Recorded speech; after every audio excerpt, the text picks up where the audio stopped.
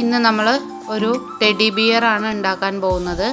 അപ്പോൾ അതിൻ്റെ പാറ്റേൺ തയ്യാറാക്കാൻ എന്തൊക്കെ വേണമെന്ന് നമുക്ക് നോക്കാം. അതിനായി ഞാനിവിടെ ഒരു ചാർട്ട് പേപ്പറിൽ 5 സെൻറ്റിമീറ്റർ വീതം ലെങ്ത്തും 5 സെൻറ്റിമീറ്റർ ബ്രെഡ്ത്തും എടുത്ത് കോളംസ് വരച്ചിട്ടുണ്ട്. ആ ഓരോ കോളംസിലും എങ്ങനെയാണ് പാറ്റേൺ വരയ്ക്കുന്നതെന്ന് നമുക്ക് നോക്കാം.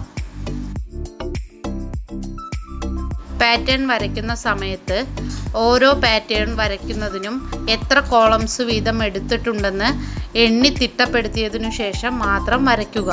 എന്നാൽ മാത്രമേ നമുക്ക് നല്ല രീതിയിലുള്ള പാറ്റേൺ ലഭിക്കുകയുള്ളൂ. ഫസ്റ്റ് പാറ്റേൺ ടെഡിയുടെ ബാക്ക് ബോഡി പാറ്റേൺ ആണ്. അത് 2 പീസ് കട്ട് ചെയ്യണം. ഓപ്പോസിറ്റ് സൈഡ്സിൽ വെച്ചിട്ട് വേണം കട്ട് ചെയ്യാൻ. ആരോ മാർക്ക് സൂചിപ്പിക്കുന്നത് ഫർ ക്ലോത്തിൻ്റെ ഹെയറിൻ്റെ ഡയറക്ഷനാണ്. രണ്ടാമത്തെ പാറ്റേൺ ടെഡിയുടെ ഫ്രണ്ട് ബോഡി പാറ്റേൺ ആണ്.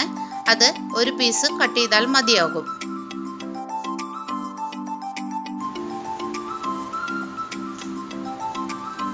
മൂന്നാമത്തെ പാറ്റേൺ ടെഡിയുടെ ഫുഡ് സോൾ ആണ്. അത് 2 പീസ് കട്ട് ചെയ്യണം.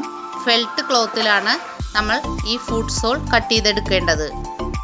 നാലാമത്തെ പാറ്റേൺ ടെഡിയുടെ ബാക്ക് ഹെഡ് പാറ്റേൺ ആണ്. അത് 1 പീസാണ് കട്ട് ചെയ്യേണ്ടത്.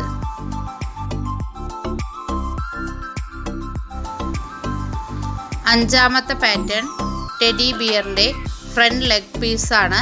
ഇത് 2 പീസ് കട്ട് ചെയ്യണം. ഓപ്പോസിറ്റ് സൈഡ്സിൽ വെച്ചിട്ട് വേണം കട്ട് ചെയ്തെടുക്കേണ്ടത്. അടുത്ത പാറ്റേൺ ടെഡി ബിയറിൻ്റെ ഫ്രണ്ട് ഹാൻഡ് ആണ്. അത് 2 പീസ് കട്ട് ചെയ്യണം. ഓപ്പോസിറ്റ് സൈഡ്സിലാണ് കട്ട് ചെയ്തെടുക്കേണ്ടത്. അടുത്ത പാറ്റേൺ ടെഡി ബിയറിൻ്റെ ഹാൻഡ് സോൾ ആണ്. അത് 2 പീസ് ഫെൽറ്റ് ക്ലോത്തിൽ കട്ട് ചെയ്തെടുക്കണം. അടുത്ത പാറ്റേൺ ടെഡിയുടെ ഫ്രണ്ട് ഹെഡ് ഗസറ്റ് ആണ്. അത് 1 പീസ് കട്ട് ചെയ്തെടുക്കണം. അടുത്തത് ടെഡി ബിയറിൻ്റെ സ്നൗട്ട് പീസാണ്. അത് 1 പീസ് ഫെൽറ്റ് ക്ലോത്തിൽ കട്ട് ചെയ്തെടുക്കണം. അടുത്ത പാറ്റേൺ ടെഡി ബിയറിൻ്റെ ഫ്രണ്ട് ഹെഡിൻ്റെ സൈഡ് പീസാണ്. ഇത് 2 പീസ് കട്ട് ചെയ്തെടുക്കണം. ഓപ്പോസിറ്റ് സൈഡ്സിൽ വെച്ചിട്ട് വേണം കട്ട് ചെയ്തെടുക്കാൻ. അടുത്തത് ടെഡി ബിയറിൻ്റെ ഇയർ ആണ്. അത് 2 പീസ് മെയിൻ ക്ലോത്തിലും 2 പീസ് ഫെൽറ്റ് ക്ലോത്തിലും കട്ട് ചെയ്തെടുക്കണം. ആകെ മൊത്തം 11 പാറ്റേണുകളാണ് നമ്മുടെ ഈ ടെഡി ബിയർ നിർമ്മാണത്തിന് ആവശ്യമായിട്ടുള്ളത്. ഇനി നമുക്ക് ഈ പാറ്റേണുകൾ കട്ട് ചെയ്തെടുക്കാം. കട്ട് ചെയ്തെടുത്ത പാറ്റേണുകൾ എങ്ങനെ ഫർ ക്ലോത്തിൽ കട്ട് ചെയ്യാമെന്ന് നോക്കാം. ടെഡി ബിയർ നിർമ്മിക്കുന്നതിനായി ഇവിടെ ഫർ ക്ലോത്തും ഫെൽറ്റ് ക്ലോത്തുമാണ് ഉപയോഗിച്ചിരിക്കുന്നത്. ഫർ ക്ലോത്ത് പല വിലയുടെയും നമുക്ക് മാർക്കറ്റുകളിൽ വാങ്ങാൻ ലഭ്യമാകും. പാറ്റേണുകൾ വരയ്ക്കുമ്പോൾ ഫർ ക്ലോത്തിൻ്റെ ഹെയറിൻ്റെ ഡയറക്ഷനും അതുപോലെ തന്നെ പാറ്റേണിലെ ആരോ മാർക്കിൻ്റെ ഡയറക്ഷനും ഒരുപോലെ തന്നെയാണെന്ന് ഉറപ്പുവരുത്തിയതിനു ശേഷം മാത്രം ഫർ ക്ലോത്തിൽ പാറ്റേണുകൾ വരയ്ക്കുക. ഇനി നമുക്ക് കട്ട് ചെയ്തു വെച്ച പാറ്റേണുകൾ ഓരോന്നായി ഫർ ക്ലോത്തിൽ വരച്ചെടുക്കാം.